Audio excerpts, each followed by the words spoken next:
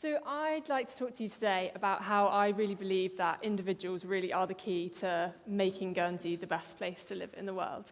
I really believe that as individuals we can all make such a difference to whether that's one person's life or whether that's a whole group of people, and it doesn't actually take that much for us to be able to do that. I'm going to start by telling you a story which some of you might have heard, that I heard for the first time when I was in year 6, leaving primary school, about to go on to my secondary school, by my head teacher. And he told the story, forgive me if you've heard it, about a little girl who was walking along the beach in her summer holidays and came across mounds and mounds of starfish on the beach. And one by one, she looked down and saw these little starfish. It was a really hot day, so they were starting to wilt and starting to fade away. So she picked them up individually and started tossing them into the sea. And each time she did it, she smiled because she was really happy walking along doing it. And this old man came over to her and said, "Oh, little girl, go and play with your friends, have a good fun. That there are so many starfish here that you will never make a difference. You won't be able to do it. You won't be able to help all of them." And she kind of shrugged and looked confused, picked up the next starfish off the ground, chucked it into the sea and said, "Well, I made a difference to that one."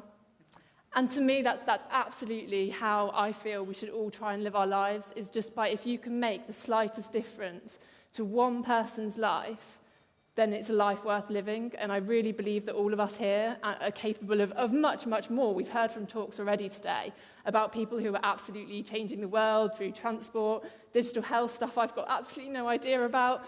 But on a much simpler basis, we can all make that difference. When I found out or was asked to do the TED Talk, I started talking to people about it, as you do, thinking, oh God, what will I talk about? And then 3 people stuck out to me. The lady who actually recommended me, she was going around asking people who has the power in Guernsey, who holds the power. And we were around a group of people, and some people said, the government hold the power, and the finance industry, all these different people. And to me, it's obvious we have the power. Individuals within this room, people who live on the island, have the power to change it. We can all make a difference, and that's what we need to remember, that of course our government's really important, and of course all of that other stuff makes a community that we want to live in, but each of us can make a difference that we want to. And the second person, when I said the title of how do we make Guernsey the best place to live in the world, said to me, well, how do we know that it isn't? And I just thought that was amazing, that actually, if you're happy and you're leading a successful life and you love the people around you and you love what you do and you're making an impact in your community, then that's absolutely all that matters. And that's what we've got to remember, that actually, quite possibly, we are already living in the best place in the world.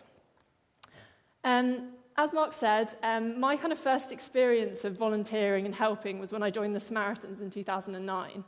And what I'd like to focus on this talk on how individuals can absolutely make the difference. Samaritans was founded over 60 years ago now by a guy called Chad Vara, who really just believed in the power of listening to people and human contact and being there to support one another. And since then, it's now an unbelievably huge organisation with hundreds and thousands of volunteers. We have 55 volunteers here in Guernsey, which is unbelievable, who give up huge amounts of their time to help strangers.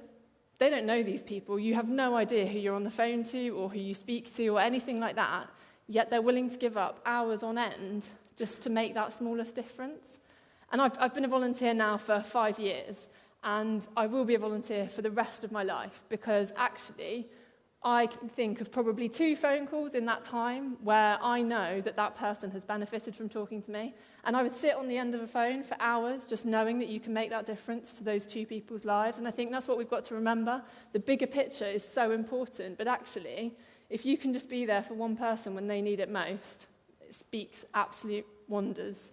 So the power of someone to be there without judgment and because they want to be. And I think that's all we need to do, is just be there for one another as a community, whether that's growing flowers to plant in the parish flower pot, or whether that's, baking cakes for a cake sale for a local charity. Whatever it might be, each person's role is just as important. The next thing I want to talk about is a project which hopefully a lot of you have heard about, called The Hub. The Hub, and there are people in this room who were so instrumental in founding it, and I'm not going to start naming people because I will forget people. But The Hub, in its essence, was a few people who had absolute passion and belief that they could make a difference and wanted to make a difference on this island. The hub didn't exist a few years ago, never even been heard of. But these few people who decided that there was a need for it, and we're now 18 months into service and have seen over 800 young people, so there absolutely is a need for it. But they just got together and used all their skills and all their expertise to make that difference and make that change. And the hub, when people think of it, they think of it as this, it's been around for a long time and it's an established service. But actually it was just those individuals and those people who wanted to make a difference. For those of you who don't know, it's a support service for 11 to 16-year-olds on the island. And as I say, 18 months in, seen over 800 young people for all sorts of different reasons, from support and information, emotional support, advice, practical things, absolutely everything. And we have a really small team. We have 2 staff and an administrator. And we rely, again, so heavily on our volunteer base.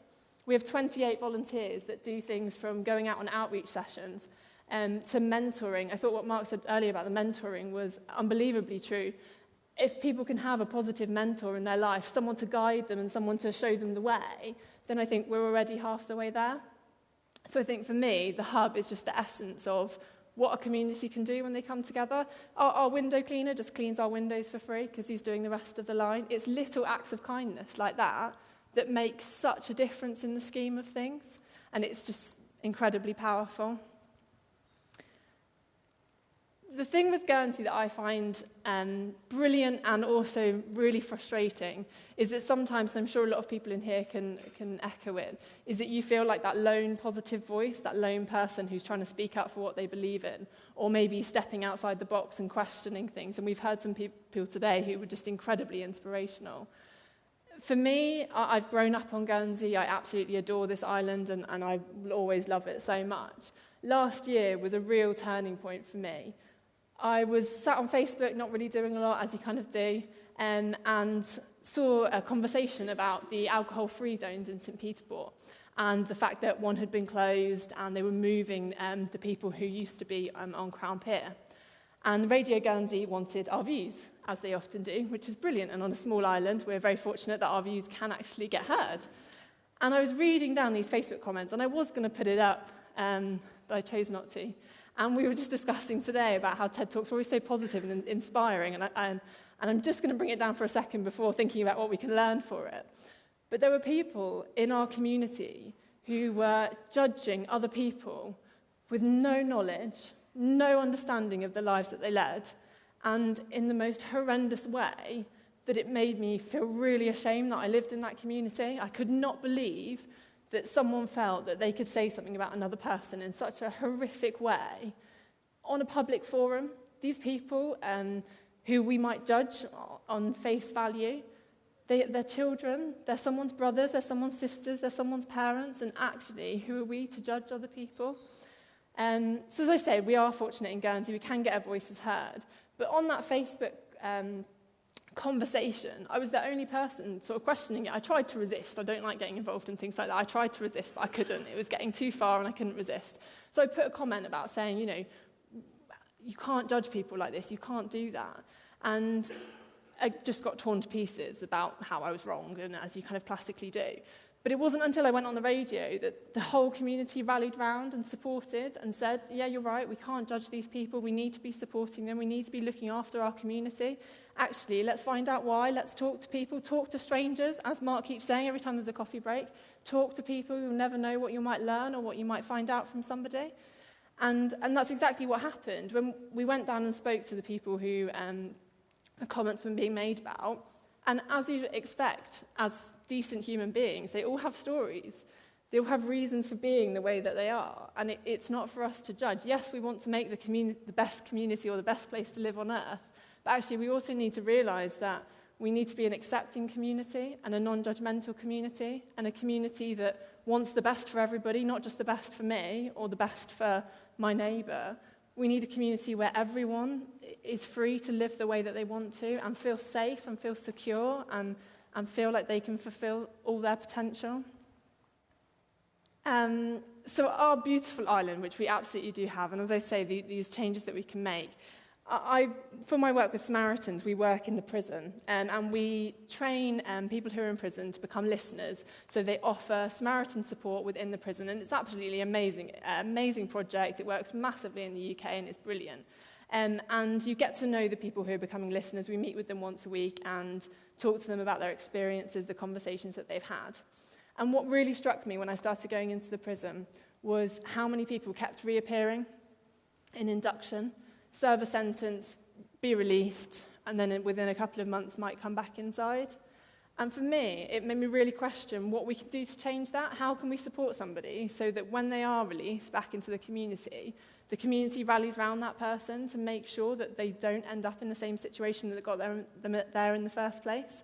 And the mentoring that Mark spoke about this morning is an absolutely key, fundamental part of that. In my ideal world, we would have a community where you could have a mentor, whether you have a mental health problem, whether you're diagnosed with depression or anxiety, whether actually you're just going through a really crap time and you need someone there who wants to be there, human contact, who's not going to judge you, just to support you, and have this scheme where we can all learn from each other and we can all be there for one another.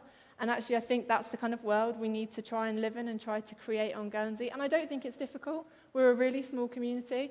The hub was founded around a kitchen table. You know, Samaritans was one guy who had one idea about how he could support other people. The little girl on the beach just believed that if she could help one person, that was absolutely worthwhile.